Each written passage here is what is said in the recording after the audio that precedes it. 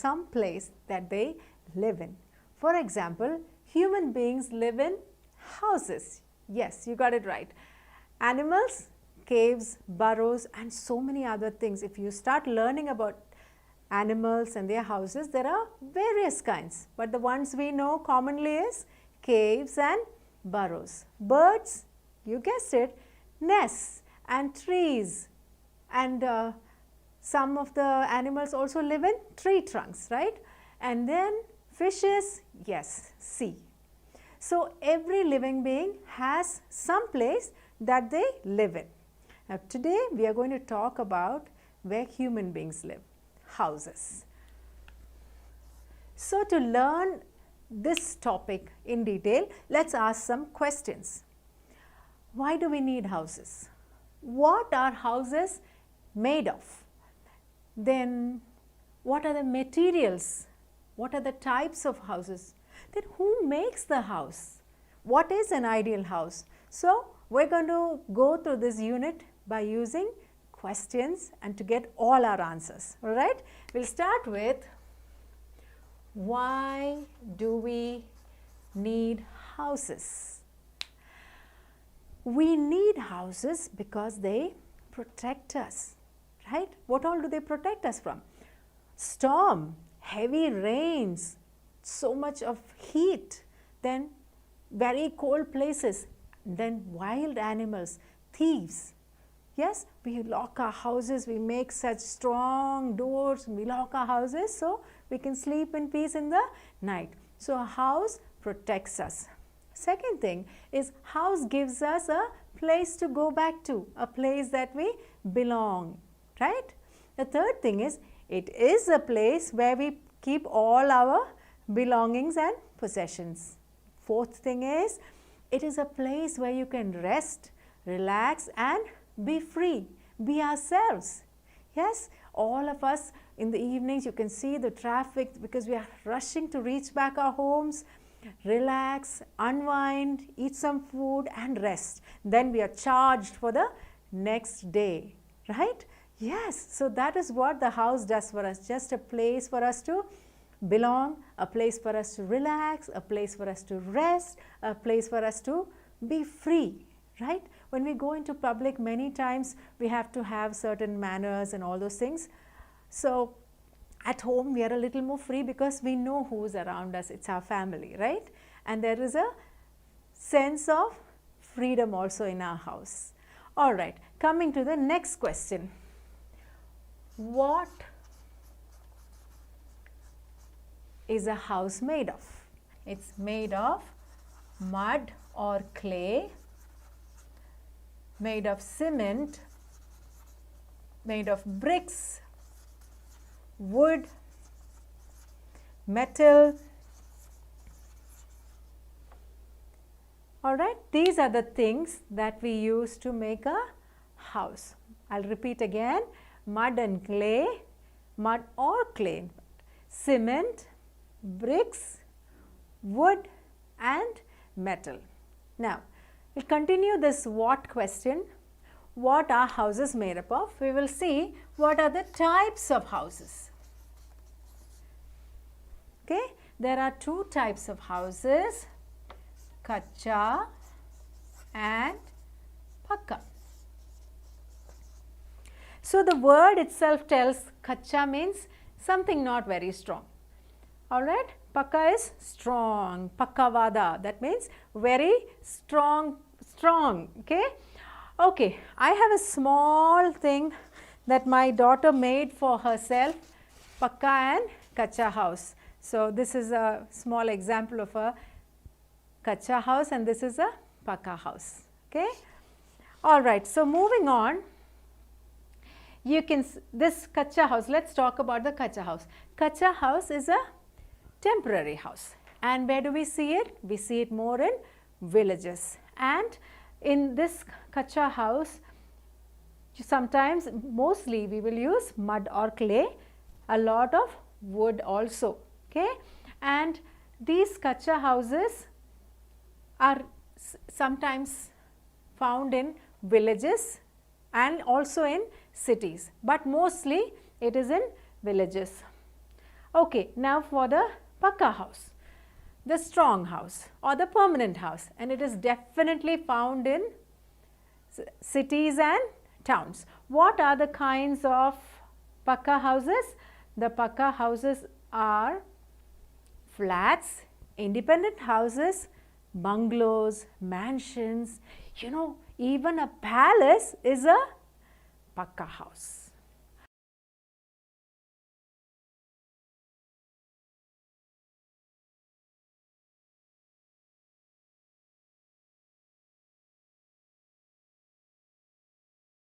Even in cities, we see that on the roadsides or even some empty places, they make small huts, because people who are just staying temporarily, people who are working in some house buildings, or sometimes even beggars, they live in KUTCHA houses in the city itself. Okay. Okay, now what all did we use here for the KUTCHA house? Mud, clay, wood. For the PUCCA house, we have to use cement, brick, metal, wood, all, so that the house is very, very strong. Okay, now moving on to the next question. Criteria or conditions to build a house. What are the conditions?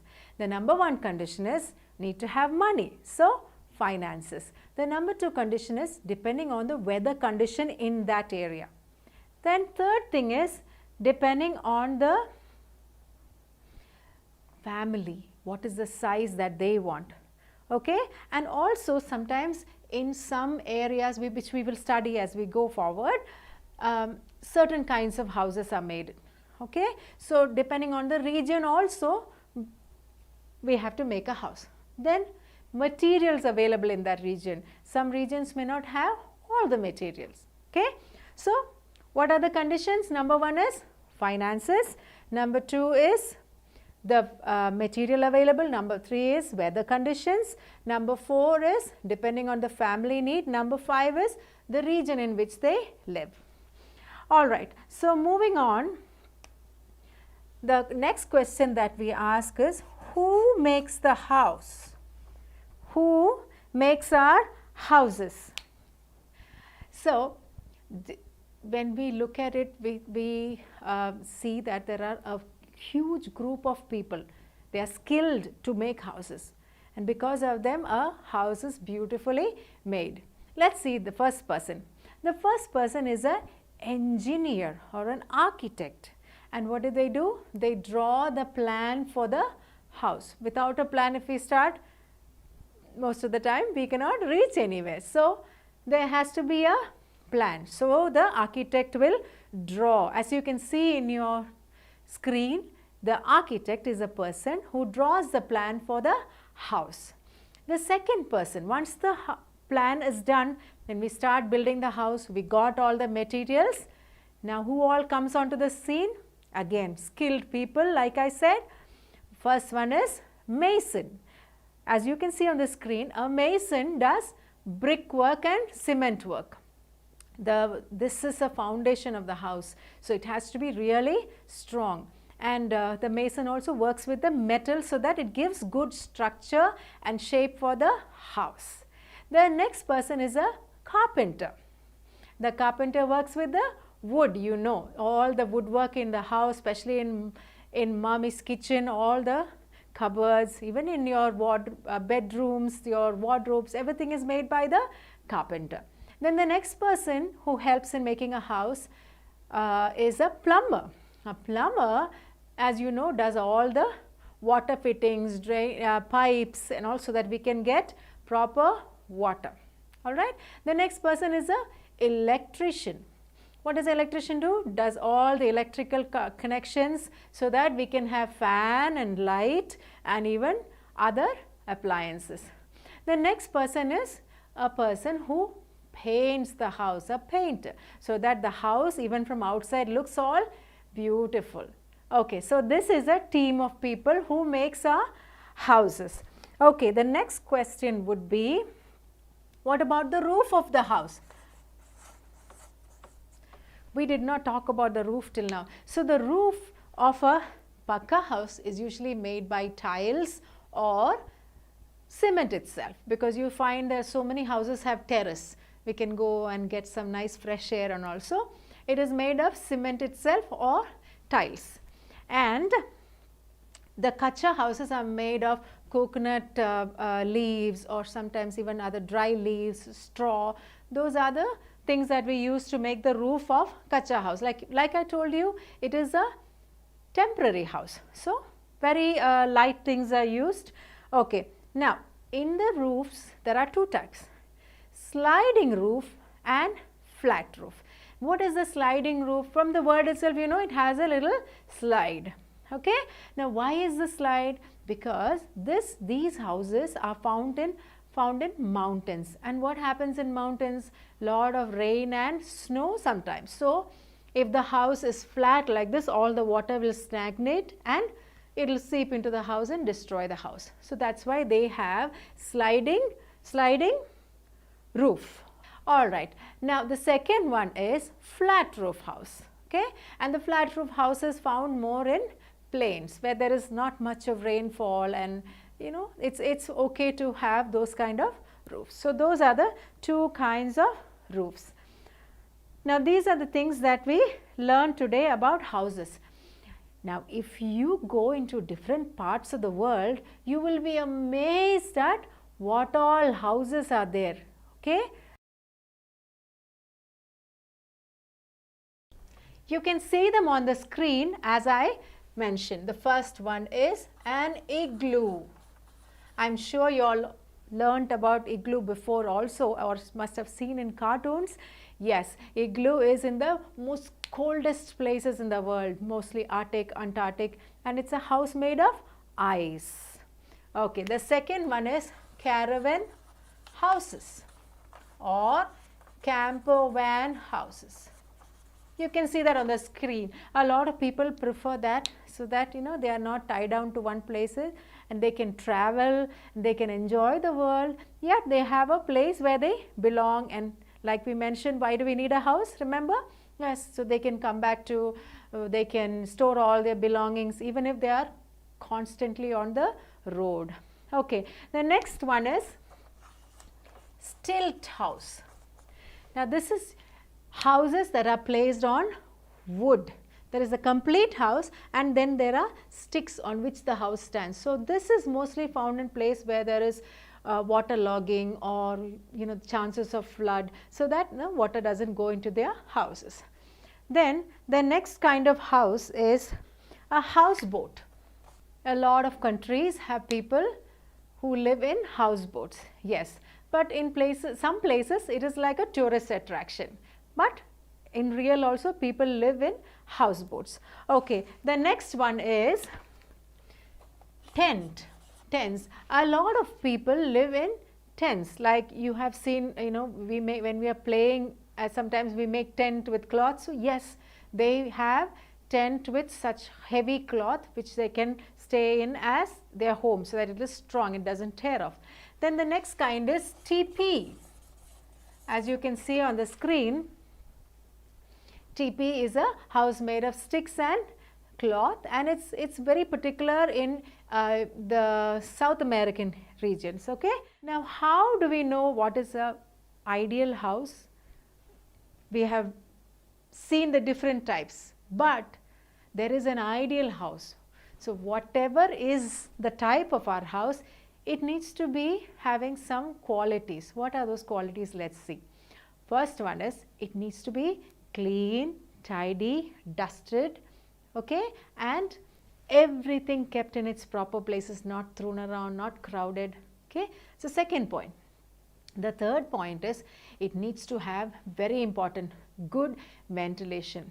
Okay. If there is no good ventilation, always the house will be smelling bad, and you know, different, sometimes be food smell, sometimes it will be, you know, various kinds of smell that can come. So it has to be well ventilated. There should be sufficient windows and sufficient doors so that the air can circulate well.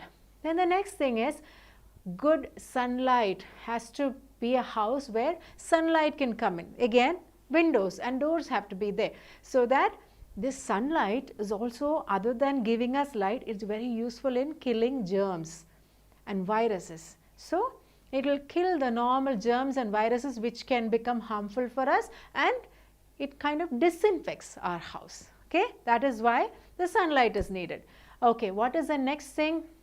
It should not be crowded with things. You know, as we walk, we will see a sofa, and then there is a table. Then there's so many things that we cannot walk properly in the house. Because remember, we said it's a personal space where we can be free and relax and rest. When everything is crowded and crammed together, we won't have a place to rest properly. So once again, we'll repeat what are the qualities of an ideal house. First thing, it should be clean, tidy, well arranged, and nicely dusted of all the dust particles and everything. Very often we need to do that so that it is kept clean. The second thing is, it has to have good ventilation.